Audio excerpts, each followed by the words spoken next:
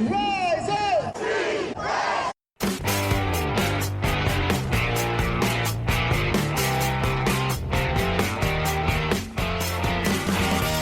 This is the Rise Up See Red podcast, all about the Arizona Cardinals and the NFL, featuring insider and outsider perspectives. Enjoy the best hour of Cardinals talk on the web. Now here are your hosts, Jess Root and Seth Cox.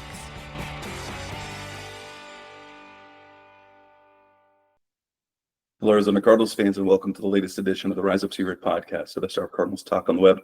I'm your host, Jess Root from cardswire.com, USA Today's NFL Wire site, episode 599, nearly 600th episode of the show since we started back in 2013, the summer of 2013. With me on the line for this preview show is Seth Cox from RevengeOfTheBirds.com, SB Nation's Arizona Cardinals site. Seth, this is a really important game for the Cardinals. We're talking Cardinals-49ers Week 5. If you heard the show that I had with Kyle Madsen that dropped on Thursday morning, you know that it's going to be a tough game for the Cardinals. But just how important is this game for the Cardinals in terms of vibes and honestly for the future of 2024, like the immediate future? It makes it tough, man, because this is one of those situations where you look at what these teams have and how they compare, and it's clear to this moment still that the 49ers are superior in almost every way, right? Like they're just the better team, the better roster, all of that. But the gap was supposed to be closing. I don't think either of us were like, hey, they're going to overtake the 49ers this year. But at the same time, you were looking at it as, hey, they're going to be able to compete. Like it shouldn't be 3 touchdowns, differentials. It shouldn't be anything like that where it's an embarrassing performance. And now you're like, oh, this could get sideways really quick based on how last week went. Right, that's the major concern because they got blown up by the Commanders. They're 1-3, and then the next stretch of games are very. I mean, they're not going to be favored or even close to favored in any of the next 4 weeks, except maybe Miami, depending on whether Tua is back and whether Tyreek Hill is still on the team. You got San Francisco this week. You got Green Bay next week. You're at home against the Chargers, a team that is so tough defensively, and then you're on the road against Miami. So the next 4 games, the second quarter of the season, if things get sideways, you could be looking at 1-7 and then wondering what the heck happened with this season. And even though things lighten up, they're basically done. They're basically done with this season. And that starts this week against a 49ers team that seems to be finding itself a little bit. It's at 2-2. But still every bit one of the best offensive football teams in the NFL. So let's talk about the 49ers. And this is our preview show, our preview predictions, picks, and then of course some props as well as we look at this game. Let's look at the 49ers as a team and what do we need to do before we go into the matchups and keys. What have you seen from the 49ers so far this season? I mean, you kind of hit it on the head. They're great offensively. They are right now playing a very mediocre defensively, and that's interesting because they've invested heavily on that defense. They still have elite players on defense, obviously led by Fred Warner and Nick Bosa. But outside of that, it's been the guys that haven't been doing what they needed to do. I mean, you look at some of the names that they've brought in, right? Devondre Campbell to replace or hold things down until Dre Greenlaw gets back. Remember, Devondre Campbell, after he left the Cardinals, he was an all-pro with the Green Bay Packers, right? Like he was. You're talking about a guy that had an unbelievable season and then followed it up with a good, not great season. And people thought, oh, he's going to go to San Francisco. He knows he's kind of a part-time guy. He's gonna be able to play next to the best inside linebacker in the NFL and figure it out. And that's not been the case, right? Like he's in fact struggled to play well at all. And that goes to some of why their run defense is so porous, right? Just like we were kind of surprised how bad the run defense is. And that goes to why they are sitting at 2-2 instead of being the dominant 4-0 that we kind of expected them to be at this stage of things. I mean, you look at that first game against the New York Jets, they were dominant. I mean, 401 total yards of offense to 266. Held the Jets to under 70 yards rushing on the day. Turn the ball over twice. Then in their back-to-back losses, they allowed 146 and then 98 yards rushing. They struggled to contain the Los Angeles Rams, who the Cardinals seem to have no problem with in their one victory, right? And then last week, it's one of those things that it was almost like a get-right game for them, right? Like yes, it was.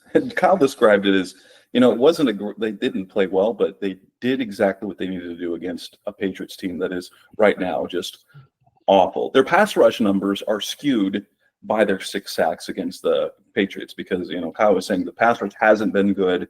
You look at the numbers, you had Kevin Givens, a guy that had 5 career sacks, had 2.5 sacks on Sunday.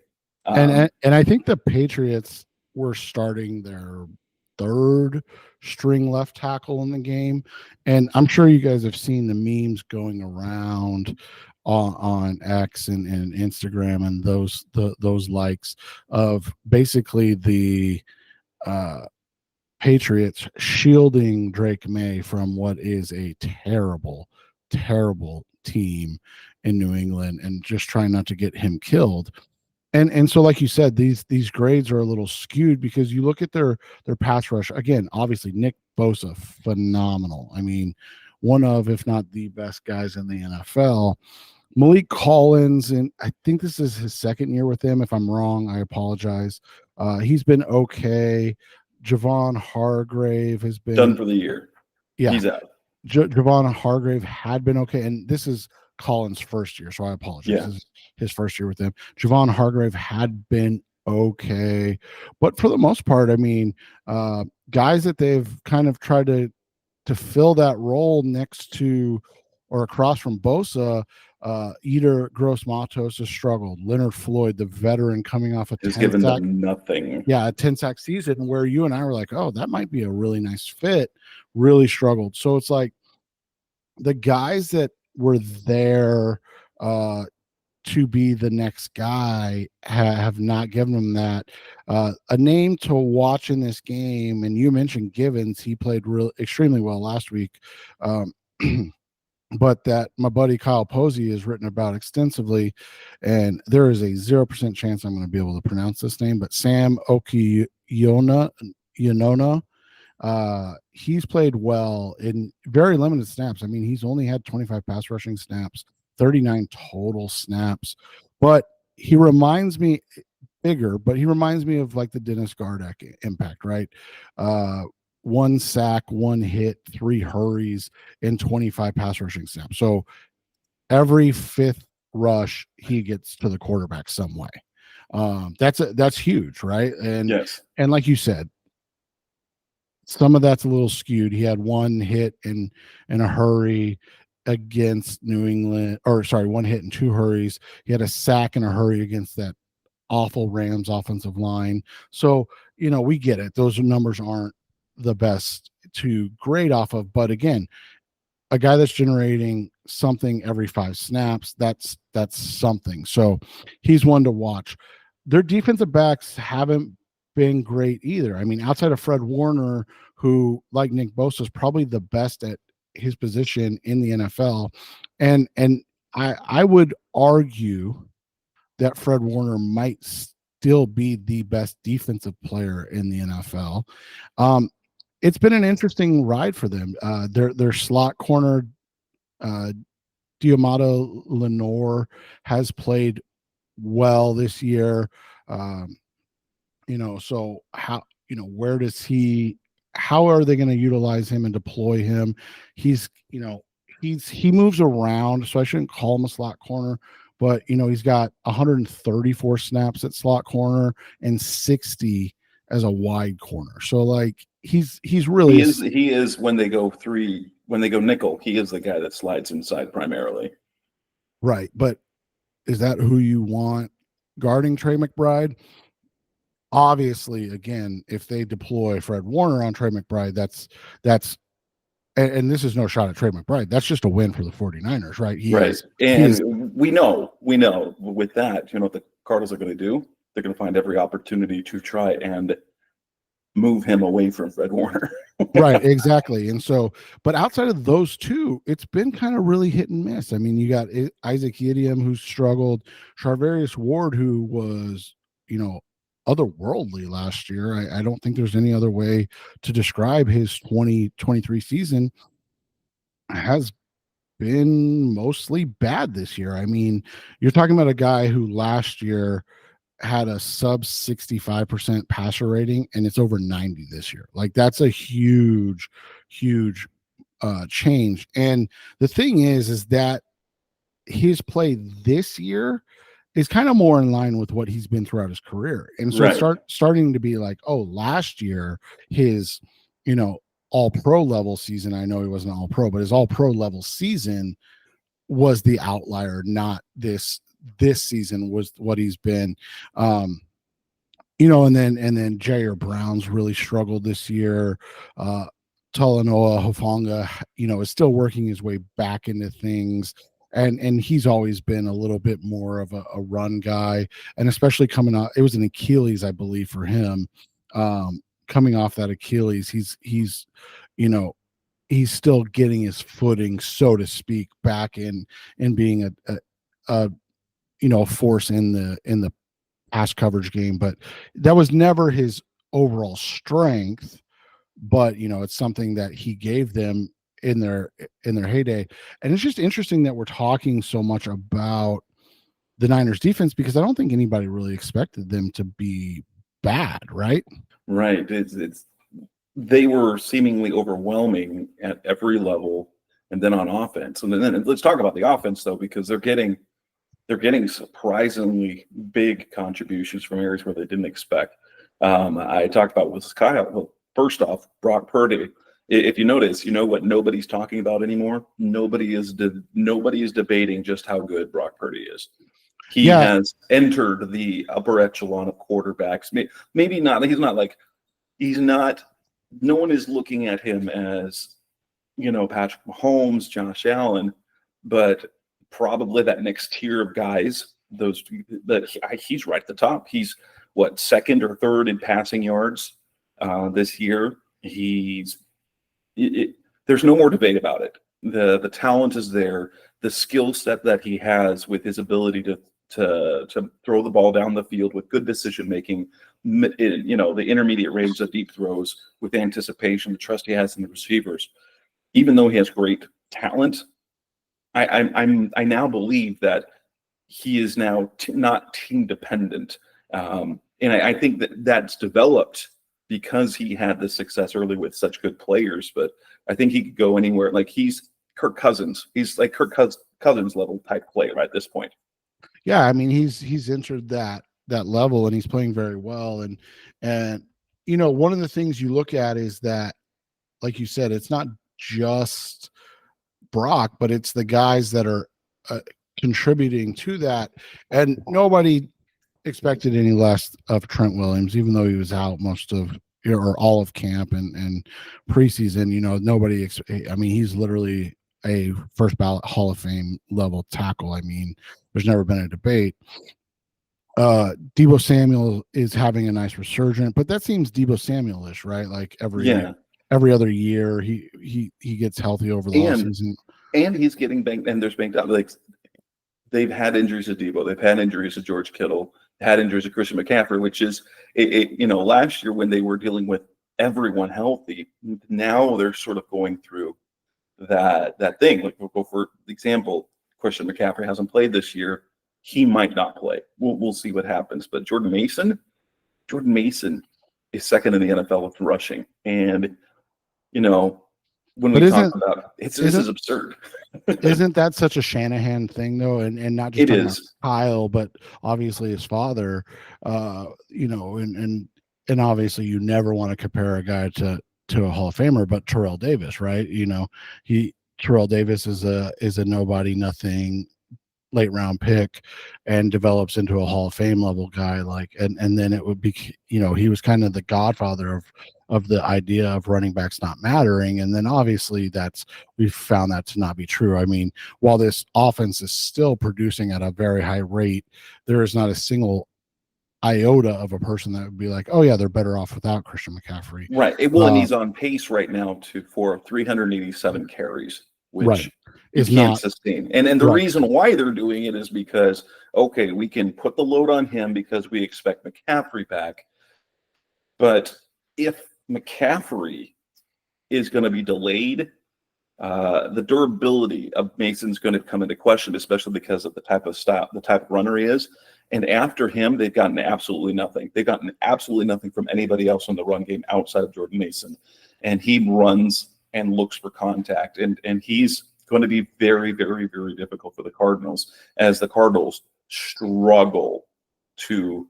And I saw from the Republic, Bob McManaman, if the Cardinals can stop the 49ers run game, they can beat the 49ers. I'm like, yeah, but can they stop the run? They gave up 130 yards to Buffalo, 187 to Detroit, and 216 to Washington. They have shown that they are inept when it comes to run defense, except for against the Rams when they were going against a third string left tackle and they built an early lead. Right. And that's kind of the thing that we talked about the other day. They're front runners, right? But you mentioned Jordan Mason. Obviously, he's been a huge and pleasant surprise.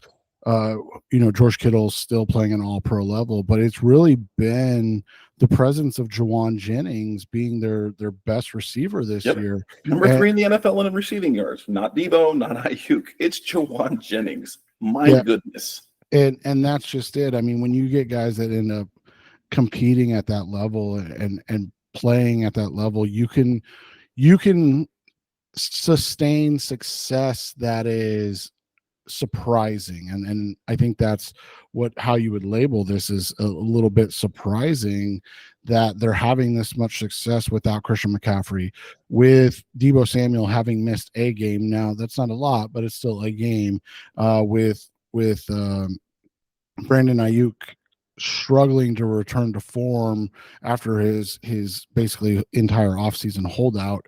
I mean, all of those things matter, and yet they're still producing at a high level.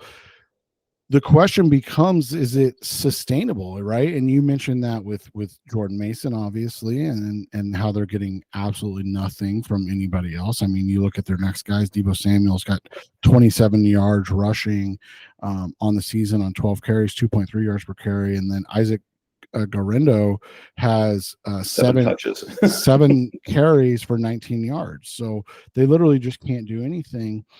And the biggest change in their offense is obviously that they just don't have Christian McCaffrey, which means he's not getting, close to 100 touches out of the backfield in the passing game as well, right? So you look at Jordan Mason, I think he's got 6 receptions on the season, on 7 targets. It's not his game. It's just not his game. So they're finding other ways to get other guys involved.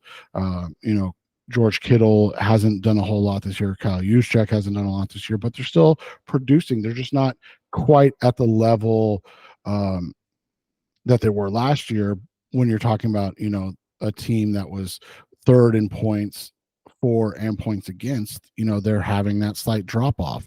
8th in points for, 10th in points against. Obviously, the yardage thing is they're still, putting up massive numbers, 2nd in the NFL in yards on the season. But it's just, I mean, you can notice not having Christian McCaffrey and not getting much from Brandon Ayuk, but it's not killing them, which is what matters, right? Yeah, that's the wild stuff. Let's talk about this game then. Coming next on the Rise of Sierra podcast, special Cardinals talk on the web. Let's move into the game itself. Matchups, keys, what the Cardinals are going to need to do to win this game. That's coming up next on Rise of Sierra. We're back on the Rise of Sierra podcast, special Cardinals talk on the web, talking with Seth Cox, episode 599. We're now moving into the segment where we preview, talk about the game itself. Cardinals face the San Francisco 49ers on the road. Levi Stadium, Santa Clara, California, 1:05 p.m. Arizona time. And what are the Cardinals going to need to do? I mean, we already talked about the run game. That's going to be tremendous. We know that the Cardinals don't stop the run. And if they can't stop the run, is there anything that they'll be able to do defensively to make their lives easier? Or does it begin and end with that, honestly? Because if they can't stop Jordan Mason, San Francisco is just going to run the ball. And if we look at some other metrics on money downs, defensively, the Cardinals are among the worst in the NFL. Their opponents convert 45% of their third downs, and that was very apparent last week. And San Francisco is fourth in third down offense at 44.7%. Does it begin and end with that?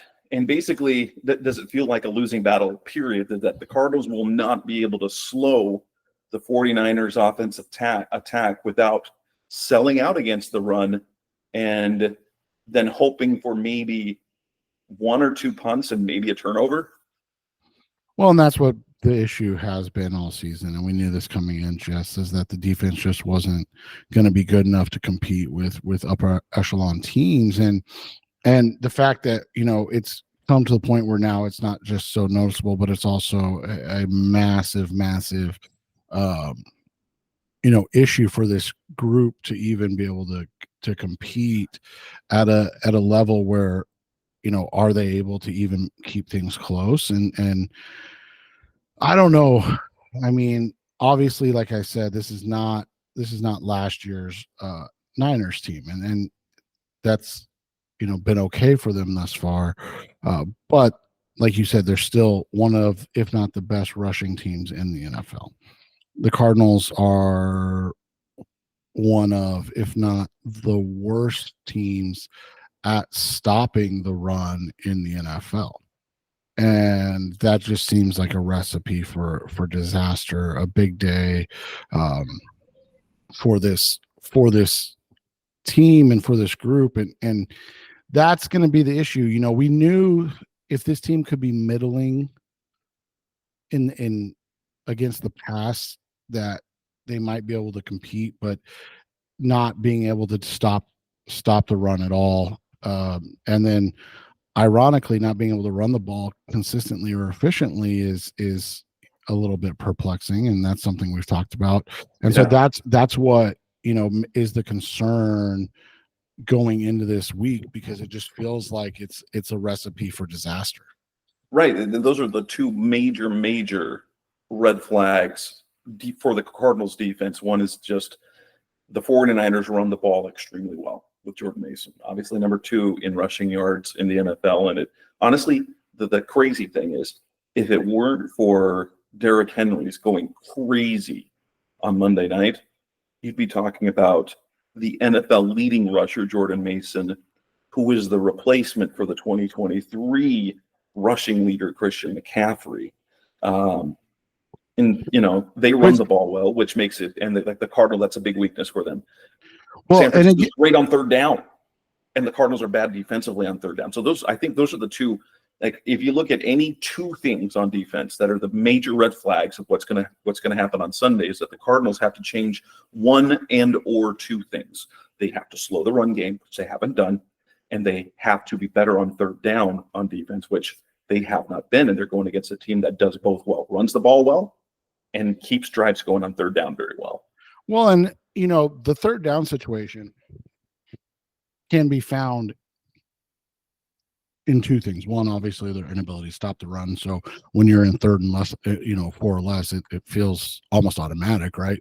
But when you do get in third and 6+ situations, third and 7+ situations, third, medium, and long situations against the Arizona Cardinals are not a threat. Why? Well, they can't rush the passer.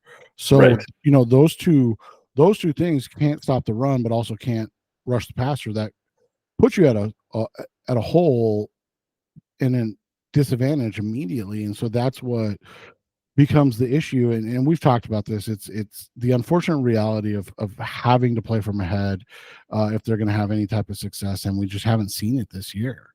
Right. And so, like, I guess if they can do one thing is that if they can get 2 stops, like early in the game, and 2 scores, like if they can be up 14-3 and force San Francisco to get away from the run game, because we've seen Kyle Shanahan do that against the Cardinals. So if you give them enough looks, you have a lead, 14-3, 14-6. Early in the game, in the first quarter or early second quarter, and you still give them stacked box looks, they'll move away from it, and maybe then you have a chance. But then the other side of the thing is basically if the Cardinals cannot overcome their 2 greatest weaknesses defensively, the offense has to be significantly better. They have to run the ball. And then it comes to the other thing. They have to run the ball consistently, something they've always been able to do it against the 49ers for the most part, especially James Conner. And 2, the struggles that they've had on third down recently, they've got to turn that around because San Francisco is one of the worst teams. They're actually one team below the Cardinals in third down defense, giving up 45% of their opponents converting on third down. And if the Cardinals can sustain drives and make this a close game, well then, okay, then we'll have ourselves a fun afternoon.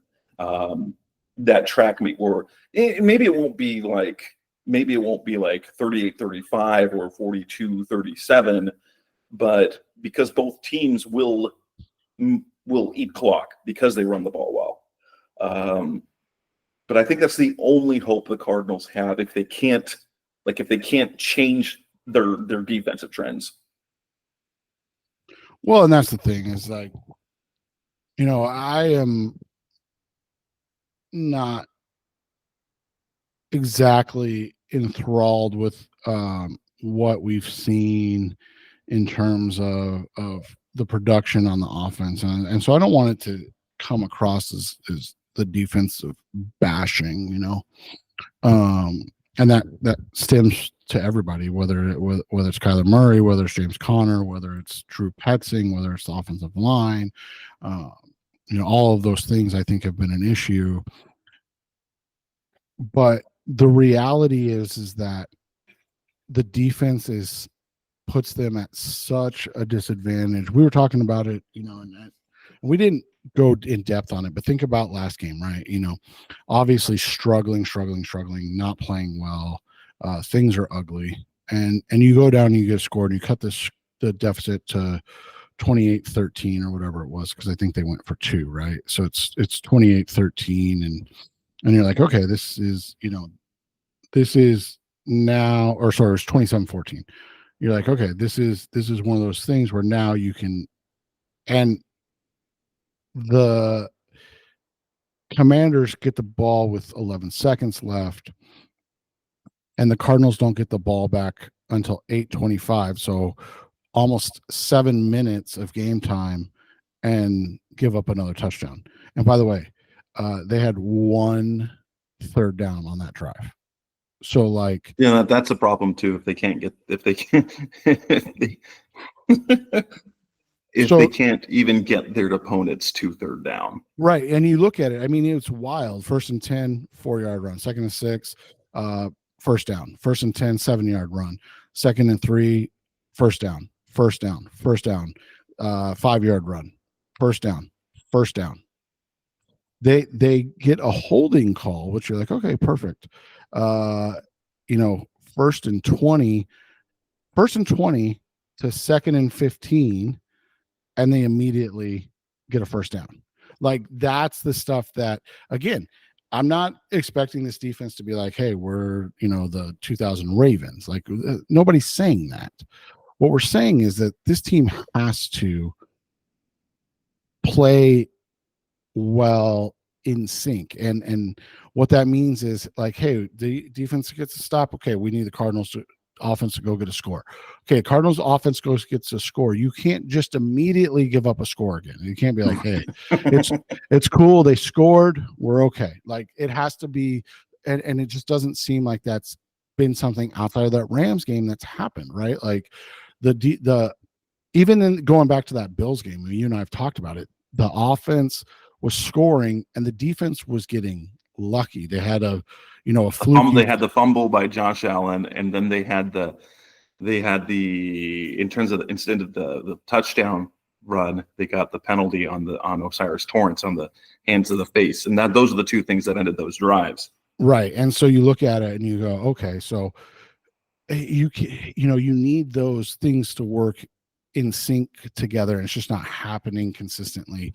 And so this is the result you're seeing. And I go back to the Lions game, and the reality of the Lions game was that was good defensive football on both sides in the second half. And those things happen 100%. I mean, that's football sometimes. Sometimes the offenses just don't get going in the second half. But you can't have both things misfiring at the same time in large swaths of the game, and it seems like that's a common occurrence. Talking about matchups, what matchups are we going to be looking at here? I think obviously we have to pay attention to Nick Bosa, and while Nick Bosa, Paris Johnson is super, super fun to look at, don't you think that the 49ers would be wise to switch him out, get him up against Kelvin Beachum? So I guess really the matchup that we're going to be most important about is Nick Bosa versus Kelvin Beachum, because Paris Johnson's been so good that he might simply neutralize Bosa overall. Yeah, and you look at it, I mean, they deploy him on the right side like 3-2, 104 on the right side to 77 on the left side. But for the most part, those numbers are really skewed based on one game. And I'm double checking what game that was because I don't want to misspeak, but I think that was the Rams game when they had their third string tackle in, because that was the 49ers game 3, correct? So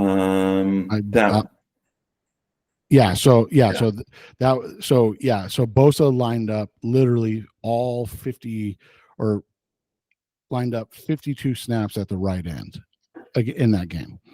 52 of his 57 snaps. So for the most part, it's based on matchup, like you said. So you'll go to week 1, he lined up 37 times at the left end, and then games 2 and 4 was a balance, basically a 1-to-1 split. So they're going to move him to where they feel he's the best matchup. And so, like you said, it's not going to be, we will get, I mean, I'm looking at it, 37-7 and 52-2. So we might get 5 snaps of Bosa Johnson, but it's going to be Bosa Beachum and Bray, right? Yeah, and Bosa versus Beachum, and throw up a prayer, man. Throw up a prayer. Not that Beachum's bad, but he's a barely tolerable starting tackle in this league right now. Like, well, and we were talking about before we came on the air, the biggest matchup to me, and it's obviously not a one-on-one matchup, but it's the Arizona Cardinals rush offense against the 49ers rush defense. And yes, you mentioned it, earlier in the show, their run defense has not been, it's not great, but it's not terrible. Right. It hasn't been the same. They're just not quite as good as they had been, but it's not terrible. But also, teams don't run the ball against them a lot. Why? Well, because they're usually behind. So that, like, we've talked about this for years for the Cardinals. The best run defense the Cardinals ever have is a good offense, because it limits that. I'm looking at Trey McBride. His return is super important. Whether it's not necessarily against Fred Warner, though we have seen him make fantastic catches against Fred Warner. It's Trey McBride against the second level of the 49ers defense, which has been underwhelming. I mean, they still have the best in Fred Warner, but when you move past Warner, Kyle Matson said it. De'Mondre Campbell's looked old. He's been a step late on the run game. He's been slow in coverage. And so if the Cardinals can get McBride off of Warner and lined up and matched up against those guys, that is a place where they can win. And honestly, I was disappointed because I thought we were going to see more from Elijah Higgins last week, but apparently McBride's absence was noticeable. And if they get him involved in the second level, I think it's going to go as well with Greg Dortch. If they can get Greg Dortch and Trey McBride involved at the second level of the defense and win that level, the Cardinals are going to have a chance. Well, and it's what you and I were talking about before the show, Jess, and it's an unfortunate thing, right? But and I know people hate to say this, and then they go, well, you're making excuses for Kyler or this or that. But this is just the reality, right? This is a reality of the situation.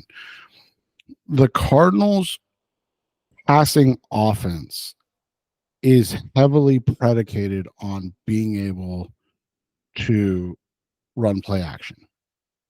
And when that doesn't happen, this team and this offense really struggles.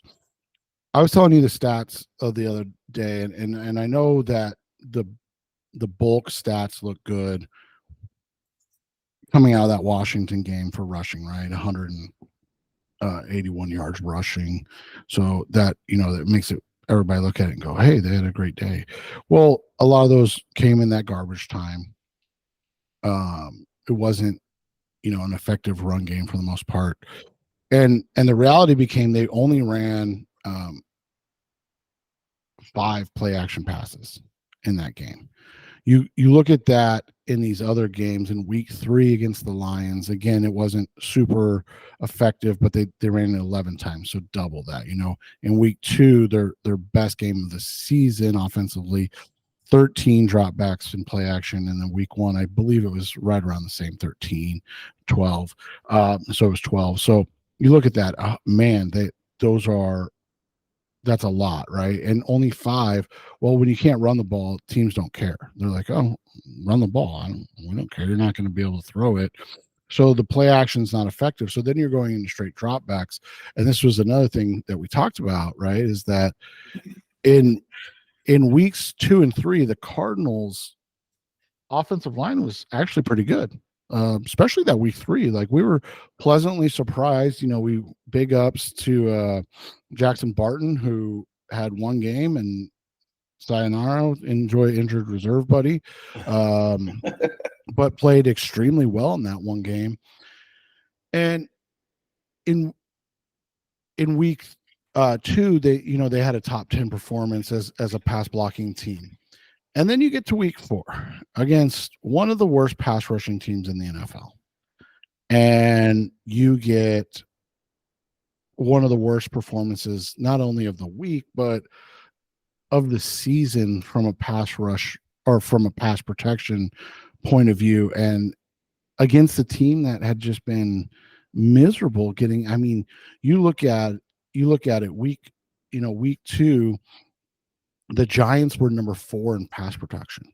They played the Commanders in week 2. In week 3, the Bengals were 9th in pass protection. They played the Commanders in week 3. And then the Cardinals are 30th in pass protection in week 4 against that Commanders team.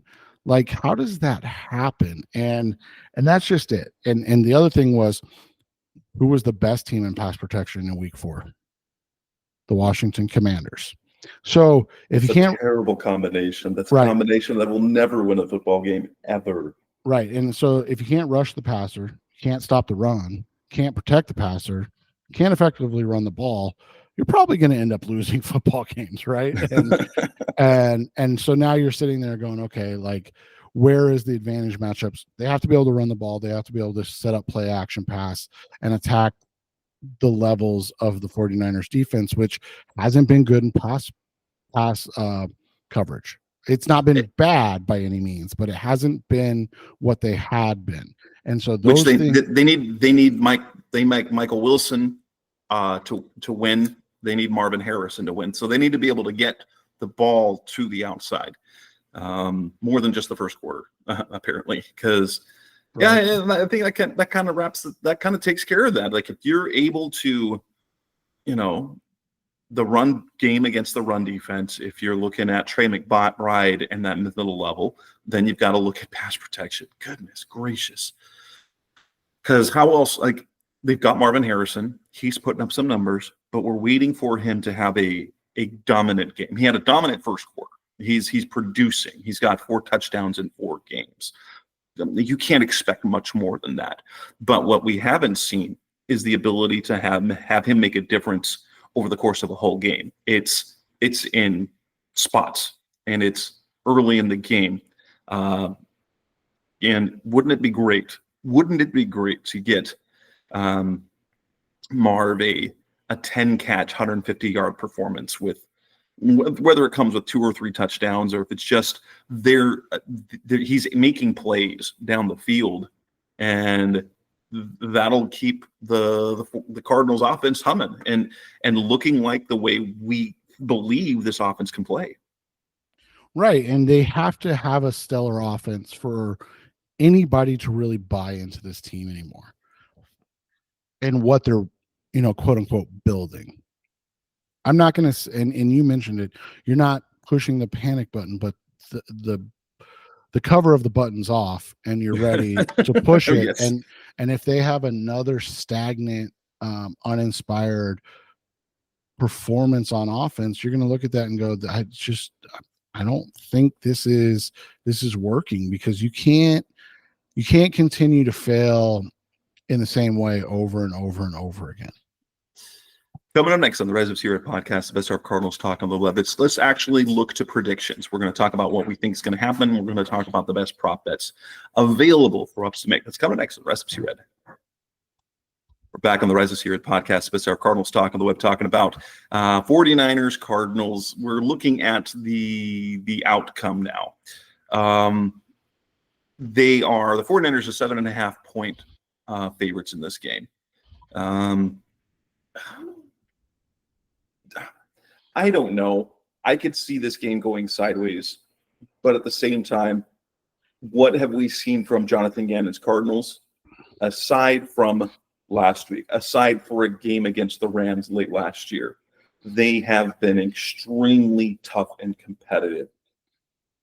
And so while I would not be surprised with a 38-17 win by the 49ers, or a 41-24 game, I think this is going to be a 1-score game, and I like the Cardinals.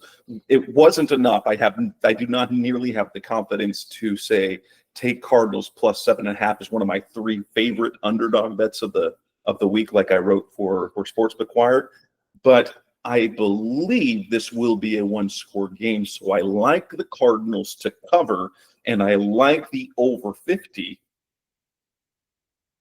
But I just don't think I think the Cardinals can win. And I think if they do win, then we look at week 4 and go, oh, okay. All right, put the cover back on. We're back in business. Because then they're 2-3. They're kind of ahead of, they're sort of ahead of the sticks in terms of their schedule. And we can put things to rest for a little bit. But a blowout loss, and we're going to say, are they going to win a game before November? Is that going to happen?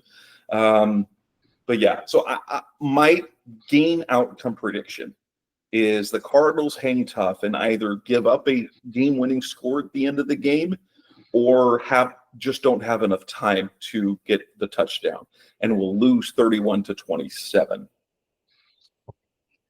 I'm similar in the sense that I think that they can score 28. I'm different in that I just don't think that they cover or can stop the 49ers. So I'm going to go 38-28 in this one. I think the Niners, kind of. I think Will it's they pull ahead late? Will they get a late game-breaking score, and then the Cardinals kind of have to? So that like it's a 3-point game, they go up by 10, and the Cardinals have a 2-possession, and so rather than kicking the field goal, they have to score a touchdown, and they just fail. They turn the ball over on downs, and yeah. But you think it's a competitive game up until the end? Yeah, that's where I'm kind of at with that whole thing. Okay, well, so you've got the 49ers -7.5. I've got the Cardinals +7.5. Obviously, the both of us have over 50. And let's look at some of the props. Now, they don't have a ton of them. They don't have any passing props on BetMGM yet for Brock Purdy, but they do for Kyler. Well, the one thing that they have is passing touchdowns, and this is not a value bet by any means, but Brock Purdy over 1.5 touchdown passes is -145, and I think if you like, okay, if you want to do this. Let's make this for a reasonable bet. Let's take if you like the 49ers to win, take the 49ers win at -350, and then Brock Purdy over 1.5 touchdown passes it at -145, and that brings you to a modest -135, right? Not terrible, but it gives you. And if you want to add.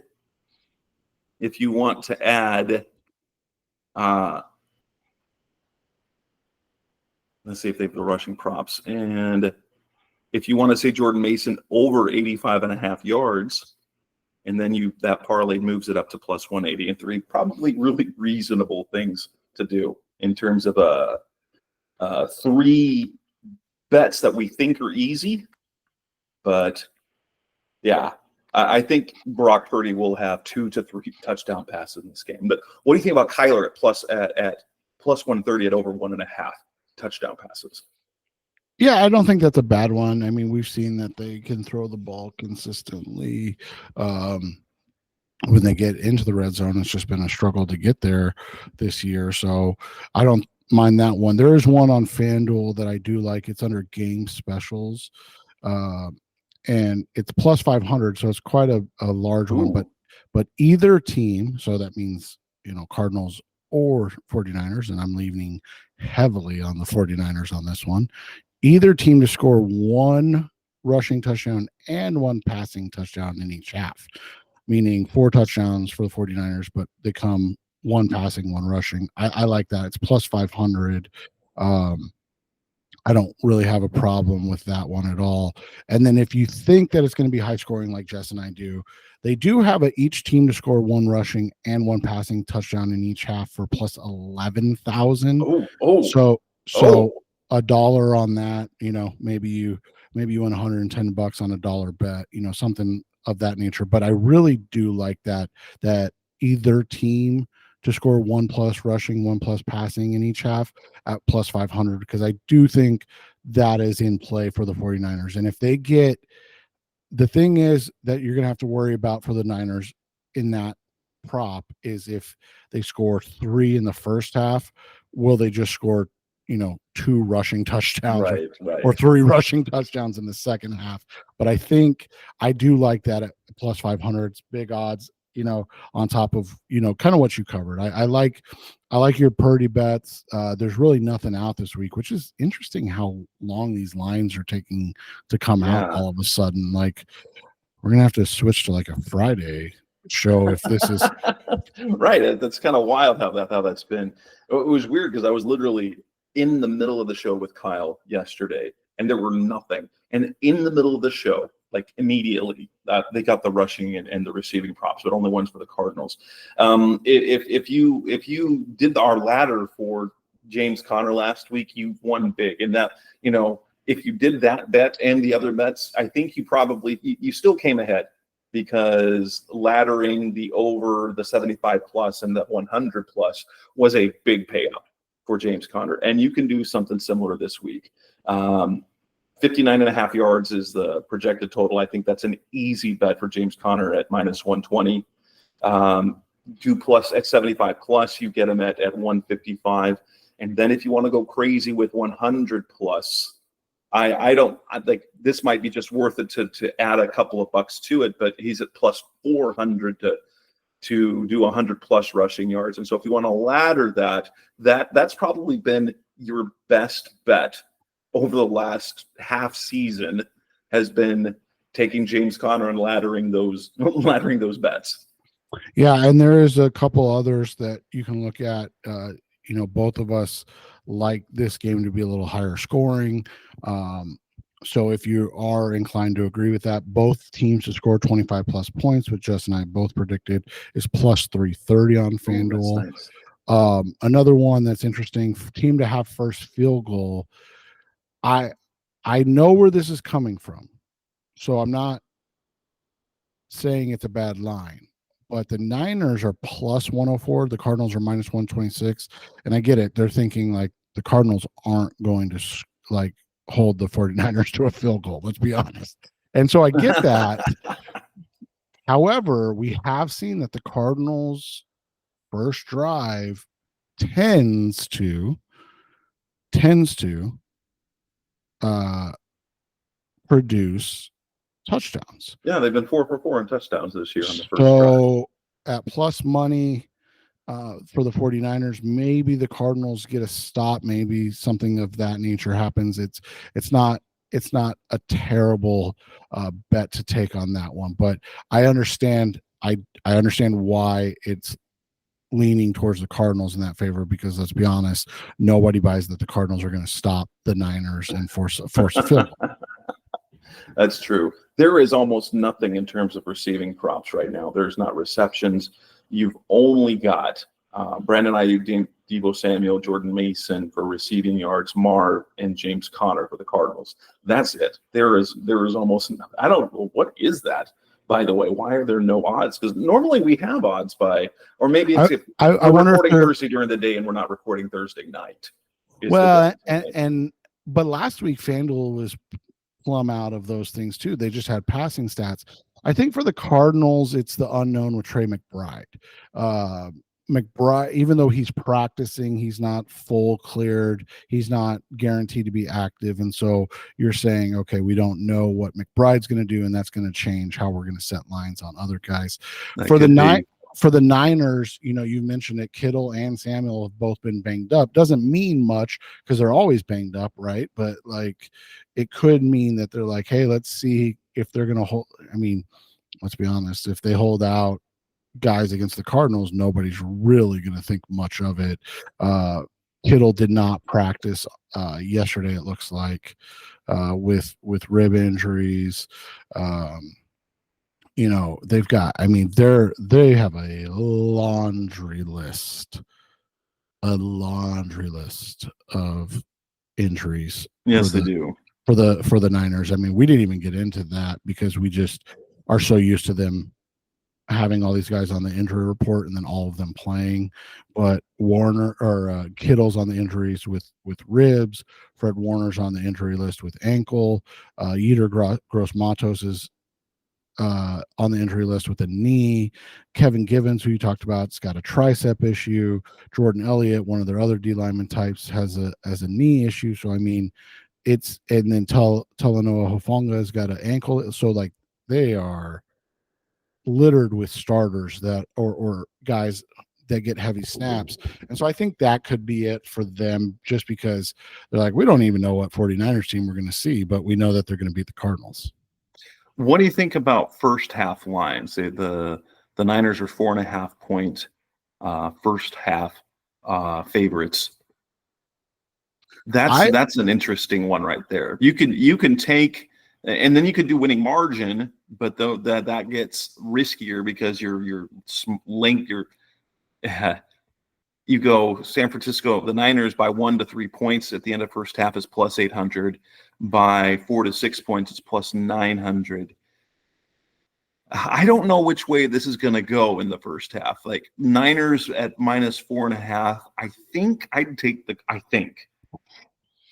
I think for this game, I would say Cardinals plus 4.5 at minus 110, that it'll be a 3 or a 4 point game at max. Because if it's more than that, it's going to get out of hand in the second half.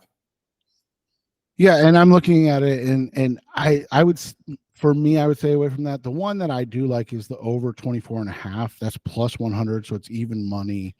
I just don't know if the Cardinals can stop the Niners, and it could be one of those situations where it's 21-7, 20-10 at halftime, and you're soaring past that 24.5. The biggest thing is if the Niners do have some injury issues, then you're getting that number early before the books know, and then they're going to move that line, to 20, probably 26.5 in the first half, because they're like, oh, well, the Cardinals won't the Cardinals won't have as hard of a time scoring against this Niners defense. And with that, I think we've reached the end of this game. So not many props to look at right now. Pay attention to revengeofthebirds.com this weekend and cardswire.com on Sunday morning for the written version of our recommendations, as we will have them there. But that'll wrap up this edition of the Rise Up Series podcast, the Best Our Cardinals Talk on the web. It's episode 599, our next one that we do next week. Provided that Howard doesn't do an audio update before then. Otherwise, we will do number 600 next week when we talk about how this goes. That's Seth Cox. I'm Jess Root. Thanks for listening. As always, we'll be back again soon. Thanks for listening to the latest edition of the Rise Up, See Red podcast. Listen to previous episodes and subscribe to the show on Apple Podcasts, Stitcher Radio, Audioboom, or many other podcast platforms, so shows are delivered directly to your mobile device. Please give the show a 5-star rating and always support the sponsors who support the show. We'll be back soon for the best hour of Cardinals talk on the web. Rise up, Red Sea, be Red, See Red, and of course, Rise Up, See Red.